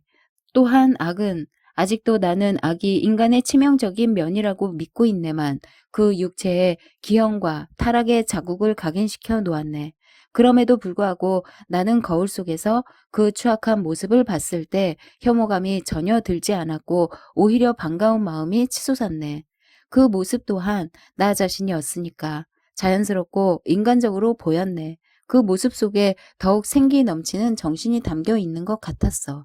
그때까지 내 본 모습이라고 여겼던 불완전하고 분열된 나보다 더 분명하고 정직했지. 그리고 적어도 그때까지는 그런 내 생각이 의심할 여지 없이 옳았네. 내가 에드워드 하이드의 모습을 하고 있으면 누구나 처음에는 눈에 또렷이 보일 정도로 몸을 덜덜 떨며 가까이 오려 하지 않더군. 내가 보기에 모든 인간은 선과 악이 뒤섞여 있는 존재인데 반해 에드워드 하이드는 인류 가운데 유일하게 순수한 악으로 이루어진 존재이기 때문인 것 같았네. 나는 거울 앞에 잠시 머물렀네. 결정적인 두 번째 실험이 남아 있었기 때문일세. 내가 헨리 지킬으로서의 정체성을 완전히 상실하고 다시는 헨리 지킬의 모습으로 돌아가지 못할 수도 있는지 확인해야 했어. 본래 내 모습으로 돌아갈 수 없다면 더 이상 내 집이 아닌 이곳에서 날이 밝기 전에 도망쳐야 했으니까. 서둘러 서재로 돌아와 다시 한번 약을 조제해 마시자 또다시 온몸이 뒤틀리는 고통이 찾아왔고 그 고통이 지난 뒤 헨리 지킬의 성품과 체격과 얼굴을 지닌 나로 돌아올 수 있었네. 그날 밤 나는 운명의 교차로에 서 있었어. 내가 좀 더 숭고한 정신으로 내 발견에 접근했더라면, 관대하고 경건한 염원 아래에서 그 실험에 임했더라면 모든 것이 달라졌을 것이야. 그리고 그런 죽음과 탄생의 고통을 통해 나는 악마가 아니라 천사의 모습으로 태어났을지도 모르네. 하지만 약이 그런 것을 판단해가며 작용하지는 않는 법이지. 약은 사악하지도 신성하지도 않네. 약은 나의 기지를 가두고 있던 감옥의 문을 흔들어 놓았을 뿐이야. 그 안에 있던 것이 빌립보의 포로들처럼 뛰쳐나온 것이지. 그때 나의 선은 잠들어 있었지만 나의 악은 야심에 차 깨어있다가 기민하고 재빠르게 기회를 움켜잡았어. 그렇게 하여 튀어나온 것이 바로 에드워드 하이드네. 이제 나는 모습도 둘이 되었고 성격도 둘이 되었는데 하나는 완전한 악인이고 다른 하나는 여전히 원래의 헨리 지킬이었어. 난 이렇게 뒤섞인 모순된 두 모습을 개조하거나 개선하는 일이 불가능하리라고 비관적으로 전망하고 있었지. 이런 식으로 상황은 더욱 나쁜 방향으로 흘러가고 있었네. 당시에 나는 몸이 건조한 연구 생활에 대한 혐오감을 극복하지 못했네. 그래서 때로는 즐겁게 놀아보기도 했지. 내게 쾌락을 주는 일은 아무리 좋게 말해도 품위가 없었어. 하지만 안타깝게도 나는 유명하고 크게 존경받는 사람이지 않은가. 그래서 나이가 들수록 이런 모순된 생활이 달갑지 않아졌네. 이런 부분 때문에 나는 새로운 힘에 유혹당해 급기야 그 힘의 노예가 되고 말았지. 약을 마시기만 하면 당장 저명한 교수의 육신을 벗어버리고 두꺼운 망토처럼 에드워드 하이드의 육신을 두를 수 있었네. 그런 생각만으로도 절로 미소가 떠올랐어. 그때는 그 일이 재미있을 것 같았지. 나는 최대한 신중하게 만반의 준비를 해 나갔네. 먼저 경찰이 하이드를 추적해 찾아갔던 소호의 그 집을 구해 가구를 들여놓았네. 그리고 잘 알고 지내던 과묵하면서도 부도덕한 여자를 가정부로 고용했어. 다른 한편으로 광장에 있는 내 집에 하인들에게 하이드의 인상착의를 설명해주고 하이드란 자가 내 집에서 완전한 자유와 권한을 누린다고 선언했네. 그리고 혹시 모를 불상사를 피하기 위해 하이드의 모습으로 변해 집을 찾아가 하인들이 하이드의 얼굴을 익히도록 만들었지. 다음으로 자네가 그토록 반대했던 유언장을 작성했는데 내가 지킬 박사일 때 무슨 일이 닥치더라도 금전적인 손실 없이 에드워드 하이드인 채 살아나가기 위해서였네. 이렇게 나는 계획대로 모든 면에서 대비책을 강화시켰어. 덕분에 나는 기이한 면책 상황으로 인해 득을 보기 시작했네. 사람들이 범죄를 저지를 때는 자객을 고용해 자신의 신분과 명예를 보호하곤 하지. 하지만 오로지 순수하게 자신의 쾌락을 위해 범죄를 저지른 사람은 내가 처음이었네. 요컨대 세상 사람들의 면전에서는 대단히 온화하고 고결한 인격자인 척 하다가 빌려 입은 겉껍질을 순식간에 벗어던지고 자유의 바다로 뛰어들 수 있는 사람은 내가 처음이었단 말이네. 게다가 그 무엇도 꿰뚫을 수 없는 나만의 장막을 두르고 있는 한 나는 더없이 안전했지. 생각해보게 나는 존재조차 하지 않는 인물인 것을. 실험실 문 안으로 도피해서 준비해둔 약을 마시는데 단 1, 2초면 충분하지. 그러면 무슨 짓을 저질렀든 에드워드 하이드는 거울에 서린 입김처럼 사라져 버리고 말아. 대신에 서재에서 평온하게 등잔 심지를 다듬고 있는 자는 바로 어떤 의혹이라도 일소에 붙일 수 있는 헨리 지킬이 되겠지. 내가 변장한 모습으로 구하고자 했던 쾌락은 앞서 말했듯이 품위가 없는 정도의 것이었어. 그보다 더 심한 표현은 쓰지 않으려 하네. 하지만 내가 에드워드 하이드의 소나기에 들어가자 구하고자 하는 쾌락은 극악 무도한 쪽으로 향하기 시작했어. 이러한 일탈에서 돌아왔을 때 하이드로서 내가 저지른 악행에 종종 깜짝 놀라고는 했네. 충분한 쾌락을 즐기기 위해 내 영혼에서 불러낸 친구는 본래부터 해롭고 극악무도한 존재였어. 모든 생각과 행동이 자기 중심적이었고 다른 사람에게 심한 고통을 주면서 황홀한 쾌감을 느끼는 짐승이었지. 돌로 된 사람처럼 냉혹하기 짝이 없었어. 헨리 지킬은 때로 에드워드 하이드가 저지른 짓을 보고 혼비백산하기도 했네. 하지만 그런 상황은 통상적인 법에서 멀리 벗어나 있었기에 나는 자신도 모르는 사이에 양심의 통제에서 풀려났네. 어쨌든 죄를 지은 사람은 하이드가 아닌가? 그것도 순전히 하이드 혼자서 말이야. 지킬은 예전과 다름없었네. 지킬로 다시 깨어났을 때 그의 선한 인품은 손상되지 않아 보였고 가능한 한 서둘러 하이드가 저지른 악행을 원상태로 돌려놓으려고 했네. 이런 식으로 지킬의 양심도 점차 편해졌지. 내가 못 본 척 묵인한 악행들을 지금 이 순간도 난 내가 그런 짓을 저질렀다고 인정할 수 없네만 세세히 적고자 하는 마음은 없네. 다만 내가 응징받을 날이 다가오고 있음을 알리는 경고와 잇따른 움직임이 있었다는 사실은 말해두고 싶어. 어떤 사건을 겪었는데 그다지 중요한 결과를 초래하지는 않았으니 그냥 간단히 언급하겠네. 내가 어떤 아이에게 잔인한 행동을 저질러 지나가던 행인의 분노를 일으킨 적이 있었네. 나중에 알고 보니 그 행인은 자네 친척이더군. 의사와 아이의 가족들이 그 행인과 합세하자 나는 순간적으로 이러다 목숨을 잃는 것 아닐까 불안했지. 그들의 분노는 너무나 당연했고 결국 에드워드 하이드는 그들의 분노를 달래기 위해 헨리 지킬의 명의로 된 수표로 돈을 지불해야 했네. 하지만 앞으로 또 다시 그런 위험이 생기는 것을 미연에 방지하기 위해 다른 은행에 에드워드 하이드의 이름으로 계좌를 개설했네. 내 필체를 반대 방향으로 기울여 하이드의 서명을 만들어 주었지. 그러면서 나는 운명의 소나기에서 벗어났다고 여겼네. 댄버스경의 살인이 있기 2달 전쯤 나는 모험을 즐기러 나갔다가 늦은 시각이 되어서야 집으로 돌아왔네. 다음날 아침 침대에서 깼는데 뭔가 이상한 느낌이 들더군. 주위를 둘러봤지만 그 이유를 알 수 없었어. 분명히 광장에 있는 내 집이었고 고상한 가구가 있는 높다랗고 넓은 내 방 안이었지. 침대 커튼의 문양과 마호가니 침대의 틀에 새겨진 무늬를 봐도 틀림없이 내 방이 맞았어. 하지만 자꾸 내가 있어야 할 곳이 아니라는 느낌이 들었네. 내 방에서 깨어난 것이 아니라 에드워드 하이드의 몸으로 잠들곤 했던 소호의 작은 방에서 깨어난 것 같다는 느낌이 들었단 말일세. 나는 피식 웃으며 느긋하게 이런 착각을 불러일으킨 요인들을 심리학적으로 분석해 보기 시작했네. 그러는 와중에도 이따금씩 깜빡깜빡 기분 좋은 아침잠에 다시 빠져들곤 했고 생각도 열심히 했어. 그러다가 좀 더 정신을 차린 순간 내 손에 눈길이 갔네.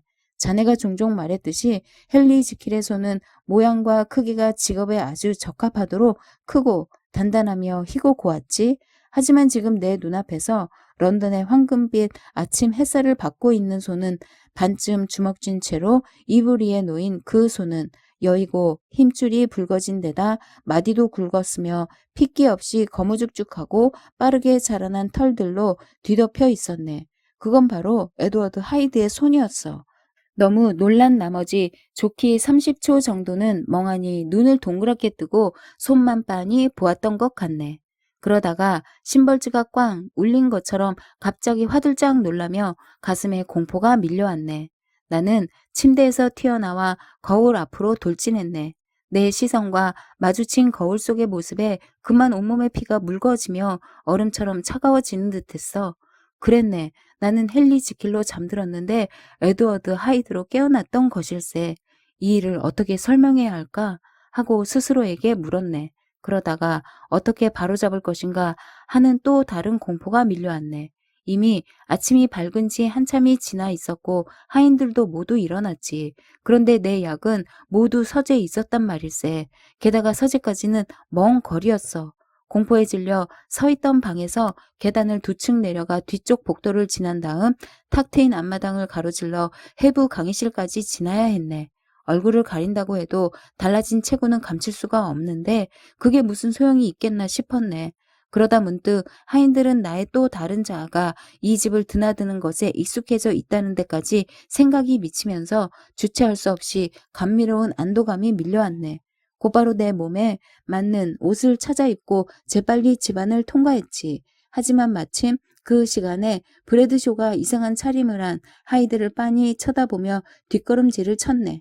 10분 뒤 지킬 박사의 모습으로 돌아온 나는 우울한 표정으로 자리에 앉아 아침 식사를 하는 척했지.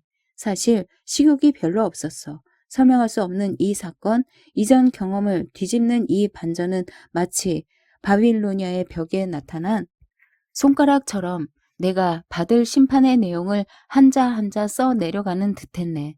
나는 이중 존재가 안고 있는 문제점과 가능성을 이전보다 훨씬 심각하게 고민하기 시작했네. 최근 들어 또 다른 나로 변신하는 일이 잦아지면서 또 다른 내가 그만큼 많이 자란 것 같았네. 그러고 보니 최근 들어 에드워드 하이드의 체구가 커진 것 같았고 내가 그의 몸을 하고 있을 때면 혈액도 더 원활히 도는 것 같았지. 만약 이 상태가 오랫동안 지속된다면 내 본성의 균형은 영원히 깨져 약을 먹지 않아도 저절로 하이드로 변하는 일이 많아질 거야. 에드워드 하이드의 성격이 돌이킬 수 없을 만큼 내 성격으로 굳어질 수도 있고 나는 이런 위험들을 감지하기 시작했네. 약의 효능도 늘 다르게 나타났지. 아주 초기에는 완전히 실패한 적도 한 번 있었어. 그때 이후로 복용량을 2배로 늘려야 했던 적도 여러 번 있었고 한 번은 죽을지도 모르는 커다란 위험을 무릅쓰고 양을 3배로 늘린 적도 있었네. 이처럼 드물게 일어나던 불안정한 일들만이 만족에 드리워진 유일한 그림자였네. 하지만 그날 아침에 일어난 사건으로 보아 확실히 알 수 있었네. 초기에는 지킬의 육신을 벗어 던지기가 어려웠던 반면 최근 들어서는 점진적이긴 하나 분명히 반대 현상이 벌어지고 있는 것이었네. 그러므로 이 모든 일들은 한 가지 결론을 가리키고 있는 거야. 즉 나는 서서히 본래의 선한 자아를 잃어가고 제2의 악한 자아와 결합되어 가고 있었던 것이네. 이제 이 둘 가운데 하나를 선택해야 할 것 같았네. 두 본성은 기억만 공유하고 있을 뿐 다른 부분들은 아주 판이하게 달랐지. 선과 악이 공존하는 지킬은 굉장히 민감해졌고 걱정도 많아졌어. 게다가 탐욕스러운 기호도 갖고 있었기에 이를 하이드의 쾌락과 모험에 투사시켜 공유하게 되었네. 하지만 하이드는 지킬에게 무관심했어. 아니 하이드는 지킬을 마치 쫓기던 산적이 몸을 숨기는 동굴 정도로 여겼네. 지킬이 아버지 이상으로 관심을 가졌다면 하이드는 아들 이상으로 무심했지. 나의 운명을 지킬과 함께 하려면 나의 욕망들을 버려야만 해. 오랫동안 남몰래 탐닉해 왔지만 최근 들어서야 비로소 충분히 만족시킬 수 있었던 욕망들을 말이야. 반대로 나의 운명을 하이드와 함께 하려면 수많은 관심사와 열망을 버려야 하지. 그리고 영원히 멸시당하고 친구도 없이 살아야 했네. 불공평한 흥정으로 보이겠지만 아직 고려해야 할 사항이 하나 더 남아 있었어. 지킬은 절제의 고통을 쓰라리게 겪을 테지만 하이드는 자신이 무엇을 잃든 의식조차 못할 것이라는 점이었지. 내가 처한 상황이 기이하긴 했지만 사실 이런 식의 논쟁은 인류의 역사만큼이나 오래되고 진부한 것이야. 이와 같은 유혹과 불안이 유혹에 끌리고 불안에 벌벌 떠는 죄인 앞에 운명의 주사위를 던지는 법일세. 그리고 주사위가 내 앞에 던져졌을 때 다른 많은 사람들이 그렇듯 나도 선한 쪽을 선택했지만 이젠 내게 그것을 지켜낼 힘이 부족하네. 그래, 난 나이도 지긋하고 불만도 많지만 그래도 많은 친구들과 어울리고 정직한 희망을 소중히 여기는 의사를 택했다네. 그리고 하이드로 변신해 즐겼던 자유와 젊음, 경쾌한 걸음걸이와 고동치는 맥박, 은밀한 쾌락과 단호하게 작별했네. 그런데 지키를 선택하고도 소호의 집을 처분하지 않고 에드워드 하이드의 옷도 없애지 않은 채 서재에 그대로 보관하고 있는 걸 보면 무의식 중에 미련이 남아 있었던 모양이네. 하지만 나는 2달 동안 내 결정을 충실히 지켰네. 2달 동안 나는 어느 때보다 엄정하게 살았고 그 보상으로 양심의 만족을 누렸네. 하지만 결국 시간이 지나면서 생생했던 불안도 가시고 양심의 찬양도 당연하게 여기기 시작했지. 마치 하이드가 자유를 달라고 내 안에서 몸부림치고 있는 듯 극심한 고통과 갈망에 시달리기 시작했어. 그리고 마침내 도덕적으로 나약해진 순간 다시 한번 변신하는 약을 조제해서 삼키고 말았다네. 술고래가 자신의 주벽에 대해 그럴듯한 핑계를 대며 술을 계속 마실 때에는 인사불성으로 몸을 가누지 못하게 되는 바람에 생기게 될 위험 따위는 고려하지 않는 법이지. 나 역시도 내가 처한 상황을 오랫동안 고민해 왔으면서 에드워드의 주된 성격인 철저한 도덕적 무감각과 악에 대한 무분별한 탐닉을 충분히 감안하지 못했다네. 내가 벌을 받게 된 것은 바로 그 때문이었어. 내 안에 오랫동안 갇혀있던 악마가 포효하며 뛰쳐나왔지. 약을 마시는 바로 그 순간에도 한층 더 난폭해지고 강렬해진 악에 대한 성향을 자각할 수 있었어. 내 추측으로는 바로 이러한 이유 때문에 불행한 희생자 댄버스 경의 정중한 말을 듣고 내 영혼의 조바심의 폭풍이 사납게 일었던 것 같네. 신을 두고 맹세컨대 정신이 온전한 사람이라면 그런 사소한 자극 때문에 그토록 끔찍한 범죄를 저지를 순 없네. 아픈 아이가 갑자기 장난감을 깨부숴 버리는 것처럼 나도 갑자기 제정신이 아닌 상태가 되는 바람에 그런 일을 저지르고 말았던 것일세. 인간에게는 유혹 속에서도 한쪽으로 넘어지지 않고 균형을 잡으려는 본능이 있기 때문에 아무리 최악의 인간이라고 해도 유혹에 넘어가지 않고 웬만큼 꿋꿋이 걸어갈 수 있는 법일세. 하지만 나는 자발적으로 스스로에게서 그런 본능을 떼어내 버렸던 거지. 그래서 내 경우엔 아무리 사소한 유혹에라도 그저 빠져버릴 수밖에 없었네. 지옥의 악령이 내 안에서 깨어나 미친 듯이 날뛰었네. 난 기쁨에 도취된 채 아무 저항도 못하는 그자를 난폭하게 다루었고 한 대 한 대 내려칠 때마다 희열을 맛보았네. 그러다가 슬슬 지치기 시작할 때쯤 나의 광란이 최고조에 이른 가운데 갑자기 차가운 공포의 전율이 내 가슴을 휩쓸고 지나갔네. 안개가 걷혔고 난 내 인생이 끝났음을 깨달았네. 나는 기쁨과 전율을 동시에 느끼며 즉시 범죄 현장에서 도망쳤어. 나의 사악한 욕망은 충족되었고 한껏 고무되었지만 한편으로는 삶에 대한 애착도 최고로 간절해졌네. 나는 소호의 집으로 달려가 만전을 기하기 위해 서류를 모두 없앴지. 그런 뒤 가로등이 켜진 거리로 나왔을 때 내 마음은 여전히 극과 극의 감정에 사로잡혀 있었네. 한편으로는 내가 저지른 범죄에 흐뭇해하며 앞으로 저지를 또 다른 범죄들을 궁리했지. 또 한편으로는 여전히 발길을 재촉하며 누가 보복을 하러 쫓아오지는 않는지 발소리에 귀를 기울였어. 하이드는 노래까지 흥얼거리며 약을 조제하고 죽은 자를 위해 건배한 뒤 마셨네. 그는 변신의 고통에도 갈기갈기 찢겨 버리지 않았고 다시 헨리 지켈로 변해 감사와 후회의 눈물을 흘리며 무릎 꿇고 두 손을 모아 하느님께 기도를 올렸네. 방종의 장막이 머리끝에서 발끝까지 완전히 찢겨 나가자 내 삶 전체가 보였네.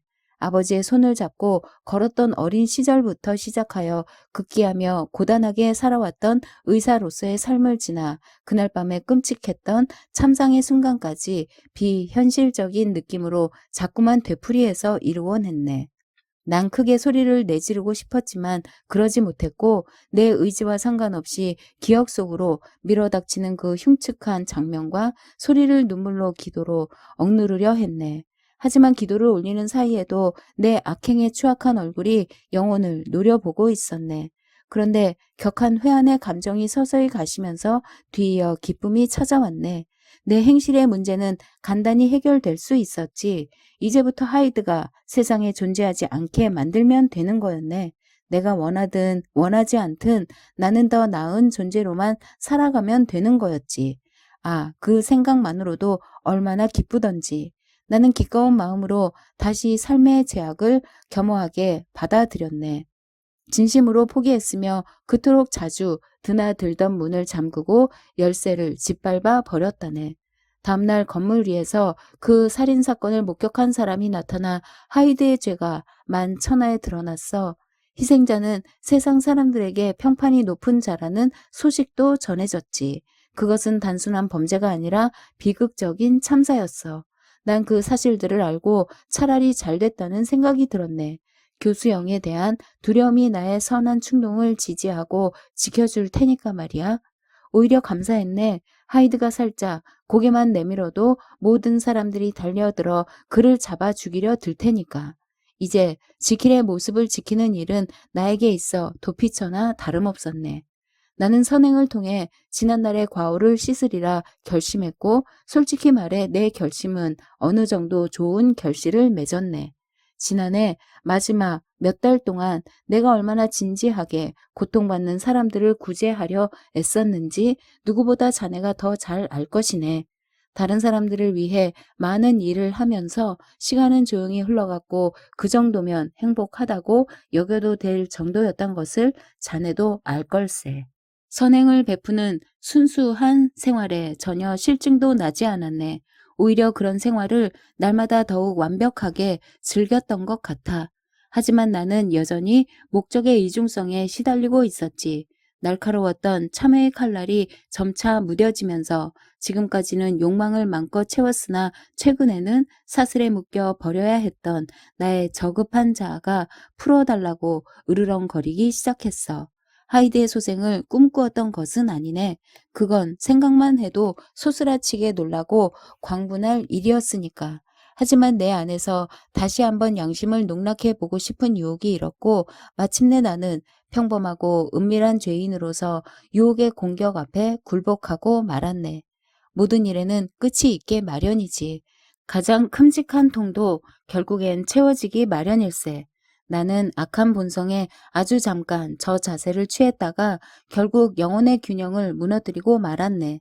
그런데도 나는 불안하지 않았어. 그 정도 무너지는 것쯤은 약을 발견하기 이전으로 되돌아간 것처럼 자연스러워 보였기 때문일세.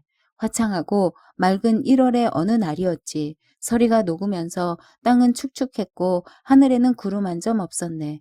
리젠트 공원은 겨울새들이 지저귀는 소리와 향긋한 봄 내음으로 가득했지.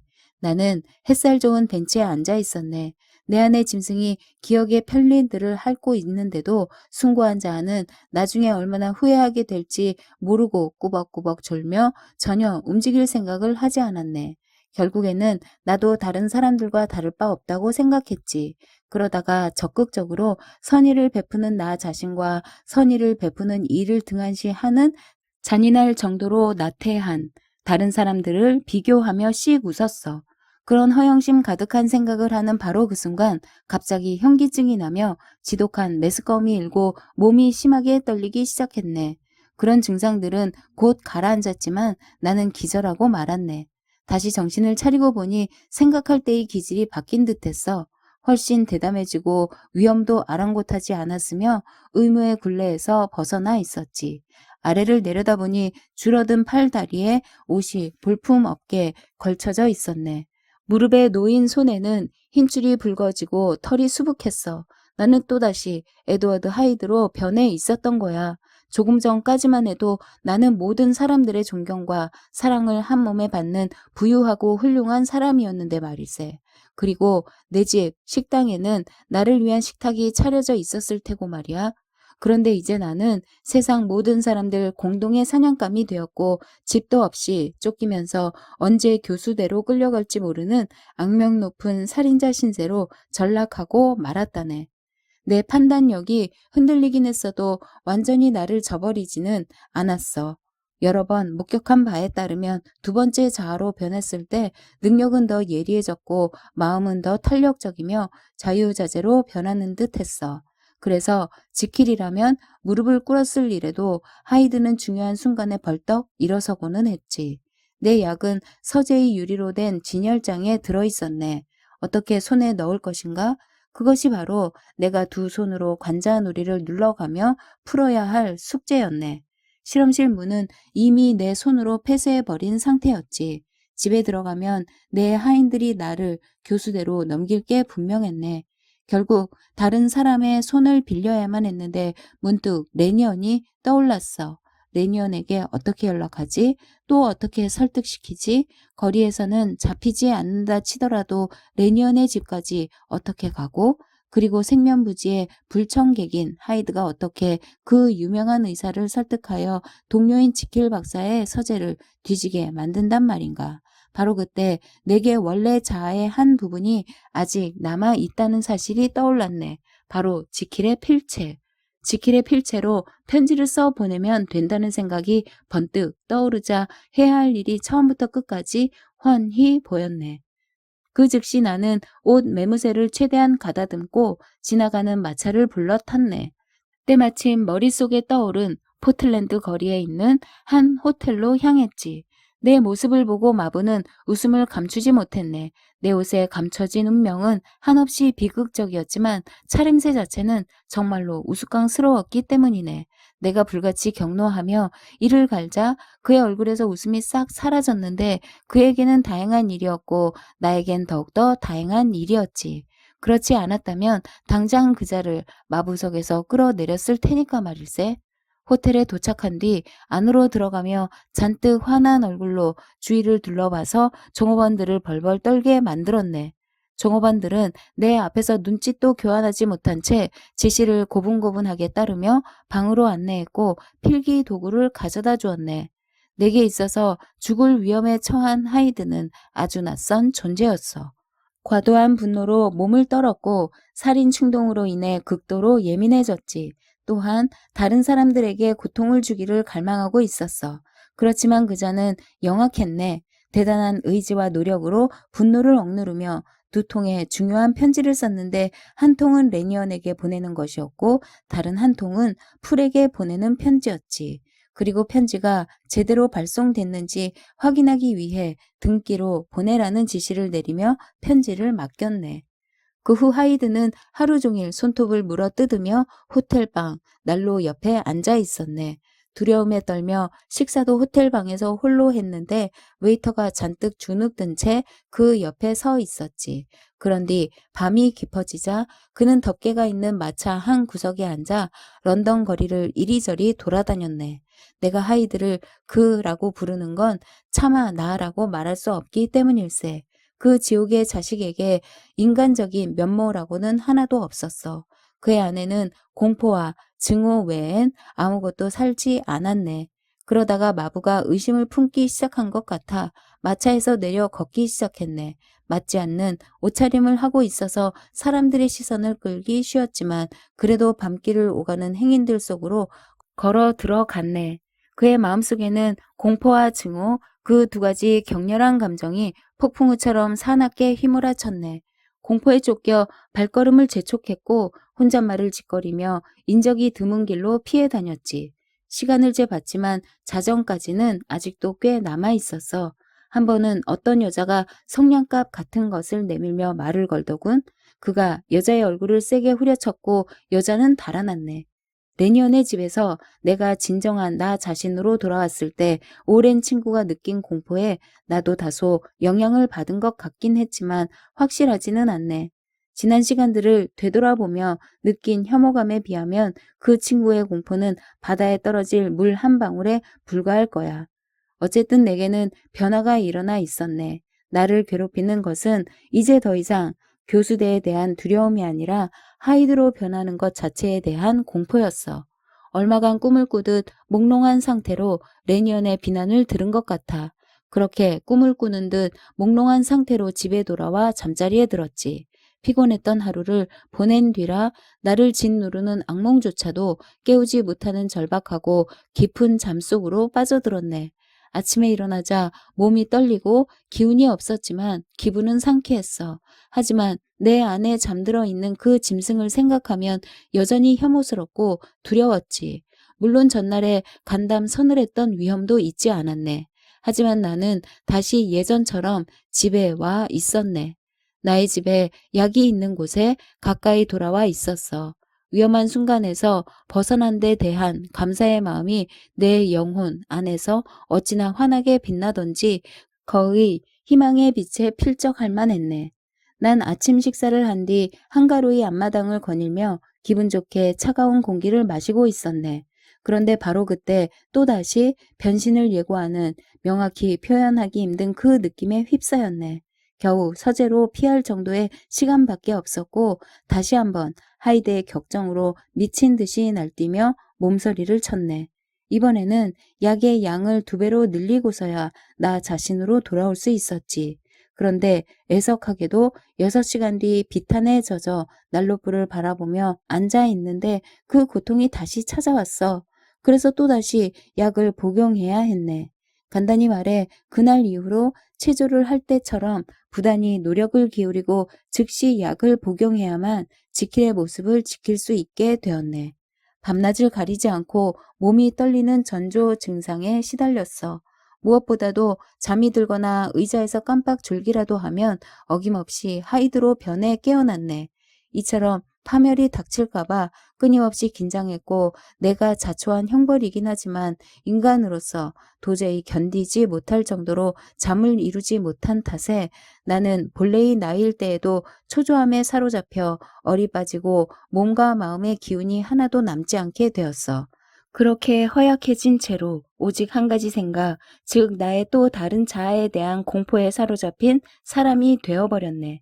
잠이 들거나 약효가 떨어지면 나는 변신 과정도 없이 변신의 고통은 나날이 줄어들었다네. 거의 곧바로 무서운 이미지들로 가득 찬 공상과 이유 없는 증오로 들끓는 영혼, 격렬한 삶의 에너지를 억누르기 에는 역부족인 육체에게 점령당하곤 했네. 지킬이 병약해져 갈수록 하이드의 힘은 강해지는 듯했어. 그리고 그들을 갈라놓고 있는 증오는 이제 양쪽 모두에게 똑같이 나타났네. 지킬에게 증오는 생존 본능과도 같은 감정이었어. 지킬에게는 자신과 의식 현상 일부를 공유하고 죽음도 같이 할 하이드의 결함이 전부 보였네. 가장 통렬한 고통을 안겨준 이러한 공존 관계를 떠나서 생각해 보더라도 지킬은 하이드가 삶의 에너지가 넘침에도 불구하고 악마 같을 뿐만 아니라 생명이 없는 무기물처럼 여겨졌네. 정말로 충격적인 일이었지. 더럽고 끈적끈적한 지옥의 물질이 울부짖으며 소리를 내고 형태없는 티끌이 손짓 발짓을 하며 죄를 짓고 생명도 형체도 없는 것이 생명의 자리를 빼앗으려 하니까 말일세. 그러한 반란에 대한 공포가 아내보다 더 가까이, 눈보다 더 가까이 지킬에게로 밀려들었네. 지킬의 몸속에 갇힌 그 괴물이 투덜대는 소리가 들리고 밖으로 빠져나오려고 발버둥 치는 게 느껴졌어. 그 괴물은 지킬이 약해지는 순간마다, 잠에 빠지는 순간마다 지킬을 압도해 생명을 앗아갔지. 사실 하이드가 지킬에게 품은 증오는 차원이 다른 것이었네. 하이드는 사람들에게 붙잡혀 교수형을 당하게 될까봐 두려워 자신을 일시적으로 죽이고 인간의 몸에 종속된 일부가 되어 숨을 수밖에 없었어. 하지만 하이드는 그럴 수밖에 없는 상황이 몹시 싫었고 지킬이 의기소침해진 것도 지긋지긋했지. 그리고 지킬이 자신을 혐오한다는 사실에도 분개했네. 그래서 하이드는 내 책에 나의 필체로 불경스러운 글을 휘갈겨 써놓거나 편지를 태운다거나 내 부친의 초상화를 부숴놓는 치사하고 비열한 짓거리로 나를 골탕 먹이곤 했네. 사실 죽음에 대한 두려움이 없었더라면 이미 오래전에 그는 나를 파멸시키기 위해 스스로를 파멸시켰을 걸세. 하지만 목숨에 대한 그의 애착은 정말 놀라웠네. 더욱더 자세히 얘기하자면 나는 그자를 생각만 해도 욕지기가 나고 몸소리가 쳐져. 하지만 목숨에 대해 비굴할 정도로 강한 애착을 보이는 그를 떠올릴 때면 내가 자살하여 자신을 잘라내 버릴까봐 얼마나 두려워하는지 느껴질 때면 마음 한편으로 그가 불쌍하게 여겨지기도 했네. 이렇게 길게 설명을 늘어놓아 봐야 무슨 소용이 있겠는가. 게다가 그럴 시간도 별로 없네. 그냥 이토록 심한 고통을 겪은 사람은 어느 누구도 없었다고 말하면 족할 것 같네. 하지만 이런 고통도 말일세 습관이 되어서 그렇다고 고통이 덜어졌다는 얘긴 아니네. 영혼에 굳은 살이 박인 것처럼 고통에도 무감각해지고 절망도 어느 정도 모르는 척 눈 감아 주게 되더군. 이대로라면 나의 형벌은 수년 동안 계속 되었을지도 모르네. 하지만 마지막 재앙이 닥쳤고 결국 내게서 나의 얼굴과 본성을 떼어놓고 말았지. 첫 실험 이후 한 번도 보충하지 않았던 염류의 재고가 바닥을 보이기 시작한 거야. 나는 사람을 보내 새로 염류를 구입하여 약을 조제했네. 조제한 약이 부글부글 끓어오르면서 첫 번째 색깔 변화를 보였지만 두 번째 색깔 변화는 일어나지 않았어. 약을 마셔보았지만 아무런 효과가 없었지. 풀에게 물어보면 알 걸세. 내가 런던 구석구석을 얼마나 샅샅이 뒤지게 했는지. 그렇지만 헛일이었어. 지금 생각해보니 내가 처음에 구입했던 염료에 불순물이 섞여 있었고 그 알 수 없는 불순물로 인해 내 약이 효과를 발휘한 것은 아닌가 싶어. 일주일가량이 지났고 나는 마지막 남은 약의 기운을 빌려 이 글을 마무리하고 있네. 기적이 일어나지 않는 한 지금 이 순간이 헨리 지킬이 자신의 머리로 생각하고 거울에 비친 자신의 얼굴을 슬프게도 이제는 너무나 많이 변해버렸어. 볼 수 있는 마지막 순간이네. 더 이상 지체하다간 이 글을 끝내지 못할지도 모르네. 이 글이 지금까지 파기되지 않을 수 있었던 것은 굉장히 신중을 기한 동시에 대단한 행운이 따랐기 때문일세. 이 글을 쓰는 중에 극심한 변신의 고통이 찾아와 하이드로 변한다면 곧바로 하이드가 이 글을 갈갈이 찢어 버릴 것이네.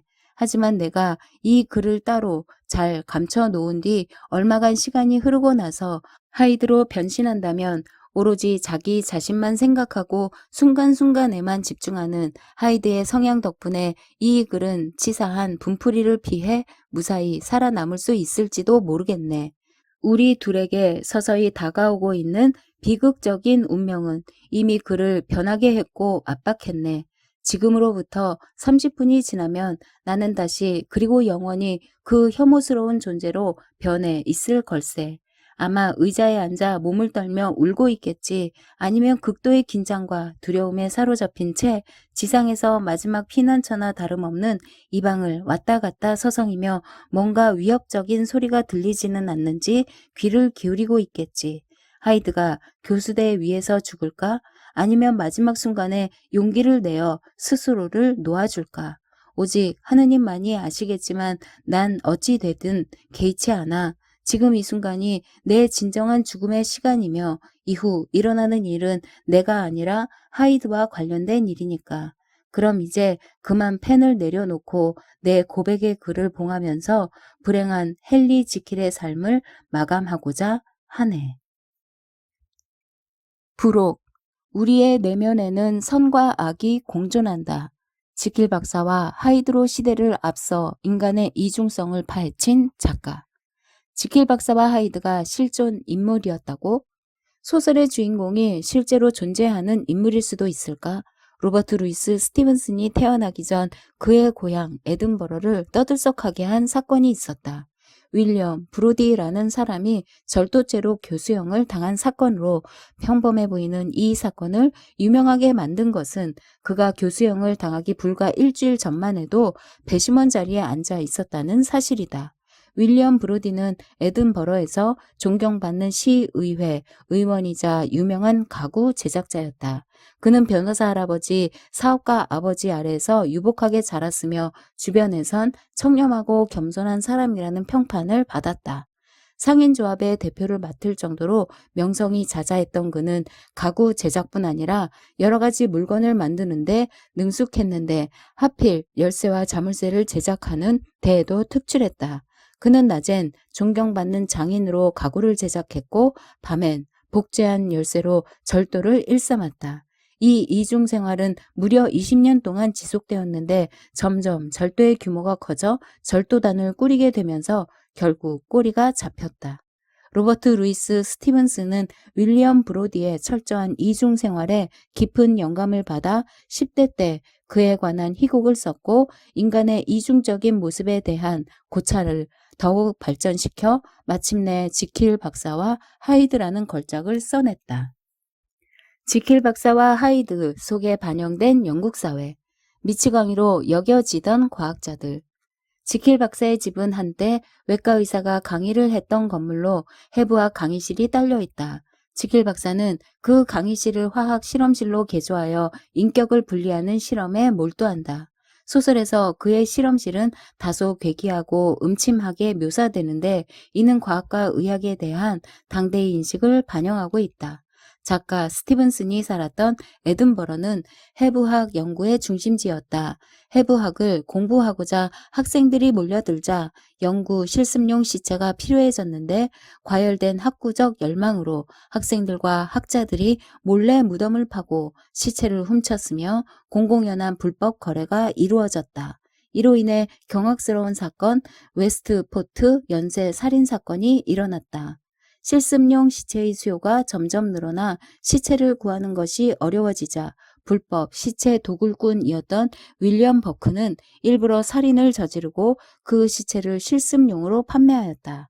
그는 총 17명을 살해했으며 이 사건의 파장으로 인해 영국의 해부법이 개정되었다.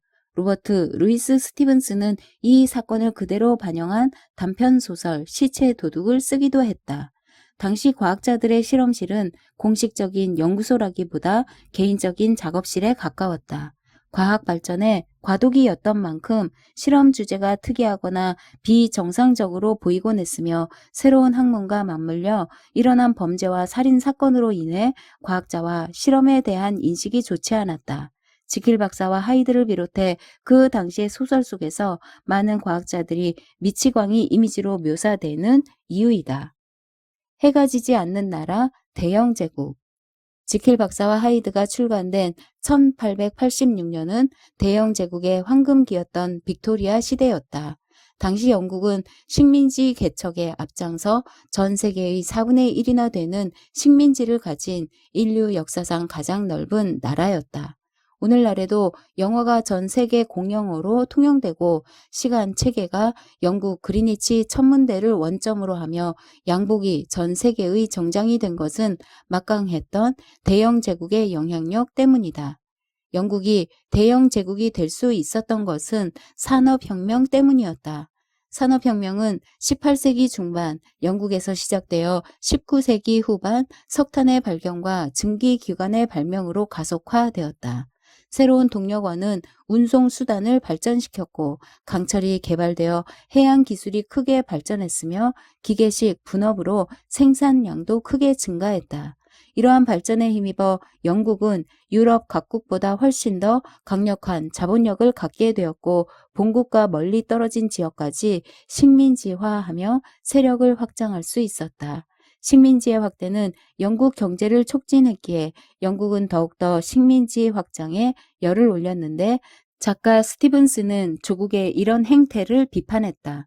그는 사모아 섬에서 식민지 지배 계층들이 윤리적으로 행동하지 않고 토착민들을 잔인하게 착취하는 모습을 고발하는 글을 썼다. 그러나 당시 정치인과 지식인들의 화를 돋우기만 했고 심지어 추방 명령을 당할 위기에 처하기도 했다. 청교도주의에 꾹꾹 눌려있던 욕망을 불러내다. 지킬 박사와 하이드에는 당시의 청교도적인 삶이 드러나 있다. 어터슨 변호사는 혼자 있을 때는 고급 포도주를 마시고 싶은 욕구를 자제하고 연극을 좋아하면서도 20년 동안 극장에 발을 들이지 않는다. 지킬 박사 역시 약물을 마시기 전까지는 노력, 미덕, 절제가 구화를 차지하는 삶을 살아왔다고 변명한다. 청교도는 당시 영국 상류층과 중산층의 보편적인 종교였다. 청교도는 금욕과 절제를 중요시하며 욕망을 추구하는 것을 죄로 여겼고 종교의 철저한 개혁을 요구했기에 영국 국교와 마찰을 일으켜 국가로부터 탄압을 받았다. 이때 종교의 자유를 위해 북아메리카로 이주한 이들이 미국의 기원이 되었다. 빅토리아 시대는 산업화로 인해 풍요로워졌으나 이와 대비되는 청교도적 가치로 인해 매우 위선적인 사회였다. 스티븐슨 역시 엄숙한 청교도로 인해 아버지와 갈등했던 만큼 지킬 박사와 하이드에서 청교도주의에 억압되어 있던 욕망을 다시 불러낸다. 아무리 꾹꾹 눌러도 끝내 사라지지 않는 욕망이 다른 방식으로 터져 나오고만 것이다. 다름 아닌 하이드라는 존재로. 내 안의 악을 죽일 수 있을까? 내 안의 선과 악을 따로 분리할 수 있을까? 지킬 박사는 자신 안에 두 본능인 선과 악을 이성적이고 도덕적인 지킬 박사와 충동적이고 잔혹한 하이드로 분리시켰다. 이런 분리를 통해 자신 속의 악을 물리치고 없앨 수 있으리라 생각한 것이다. 하지만 이는 지킬 박사 자신을 파멸로 몰아갔다. 당대 사회에서는 종교적 교리 아래 이성적이고 선한 인간은 무절제한 욕망을 함께 가질 리 없다고 여겼다. 지킬 박사와 하이드가 출간 당시 큰 충격을 준 이유도 이러한 주제의식 때문이었다. 하지만 20세기에 등장한 정신분석학에서는 인간 안에 이성과 충동이 동시에 있음을 인정한다. 정신분석학은 인간의 정신을 분석하여 인간의 행동을 설명하고자 하는 학문으로 인간의 정신이 의식과 무의식으로 이루어져 있다고 말한다. 지킬 박사처럼 이성적으로 생각하고 판단하는 부분은 의식에 해당하고 하이드처럼 원초적인 충동과 쾌락을 추구하는 부분은 무의식에 해당한다. 자신 안에 악한 면을 분리시켜 죽이려 했던 지킬 박사가 실패한 것은 필연적인 결과였다. 인간 내면에 선과 악이 공존하는 것은 지극히 당연한 현상으로 인간은 악한 면만 따로 없애버릴 수 없다. 선량한 사람이란 자신의 양면성을 인정하고 이성적인 선택을 하는 사람이지 악한 충동이 존재하지 않는 사람이 아니기 때문이다. 장르 문학의 시초가 된 지킬 박사와 하이드. 로버트 루이스 스티븐슨의 지킬 박사와 하이드가 나온 당시는 장르 문학의 태동기였다. 이 작품은 초기 장르 문학의 특징을 골고루 가지고 있다. 형식적으로는 추리 소설을 따르고 있으며 SF 소설에서 드러나는 과학기술에 대한 신비와 공포가 담겨 있다. 호러 소설의 거장인 스티븐 킹은 미국 호러 문화를 비평하며 지킬 박사와 하이드와 더불어 이 시기에 출간된 프랑켄슈타인과 드라큘라를 현대 미국 호러 문화의 바탕을 이루는 작품으로 평가했다. 프랑켄슈타인은 메리 셜리가 쓴 과학 소설로 1818년에 출간되었으며 최초의 SF 소설로 평해진다. 시체에 생명을 부여할 수 있는 방법을 알아낸 과학자가 괴물을 창조하고 괴물이 자신을 만든 창조주를 향한 증오심에 불타 복수를 하는 이야기이다. 이 작품은 당대 유행했던 생명 창조 실험을 모티브로 하여 무분별한 과학의 발전에 윤리적인 문제를 제기했다. 드라큘라는 브램 스토커가 쓴 호러 소설로 1897년에 출간되었다. 새로운 희생양을 찾는 드라큘라 백작과 그 흡혈귀를 죽이려 하는 반 헬싱 박사의 이야기로 과학기술의 발달에도 불구하고 절대적인 사악함이 존재하는 사회를 그리며 이에 대한 공포를 드러냈다. 끝없이 리메이크되며 우리와 함께하는 걸작. 스티븐슨의 소설 지킬 박사와 하이드는 여러 차례 영화로 만들어졌는데 그중 1931년 제작된 지킬 박사와 하이드가 가장 유명하다. 파격적인 구성과 연출로 1932년 제1회 베니스 국제영화제의 개막작으로 선정되었으며 연기파 배우 프레드릭 마치가 지킬 박사로 출연하여 아카데미 나무주연상을 받았다. 그 뒤로도 지킬 박사와 하이드를 각색하거나 모티브 삼아 수많은 영화와 드라마가 제작되었다. 가장 큰 인기를 끈 것은 1997년 미국 브로드웨이에서 초연된 뮤지컬 지킬 앤 하이드이다. 이 뮤지컬은 독일, 일본 등지로 수출되었는데 특히 우리나라에서 큰 성공을 거두었다. 우리나라에서는 2004년에 초연되었으며 이후 20년 가까이 치열한 티켓 구매 경쟁을 일으키는 흥행작이 되었다. 뮤지컬 지킬 앤 하이드는 많은 부분이 각색되어 원작에 없는 인물이 추가되었고 원작에서는 주요한 서술자였던 어터슨 박사의 역할이 대폭 축소되었다. 그 덕분에 관객들은 선과 악 사이에서 갈등하는 한 인간의 고뇌에 더욱 집중하게 되고 도덕적이고자 분투했던 지킬 박사에게 온전히 빠져들게 된다. 특히 한 배우가 지킬 박사와 하이드의 역할을 동시에 해내며 보여주는 연기력은 관람의 묘미이다. 사모아 섬의 다정한 이야기꾼. 로버트 루이스 스티븐슨이 죽기 전 6년 동안 살았던 사모아 섬은 뉴질랜드와 하와이 중간쯤의 남태평양에 위치한 섬이다. 스티븐슨뿐 아니라 서머신 몸의 단편소설 레드의 배경으로도 유명하다.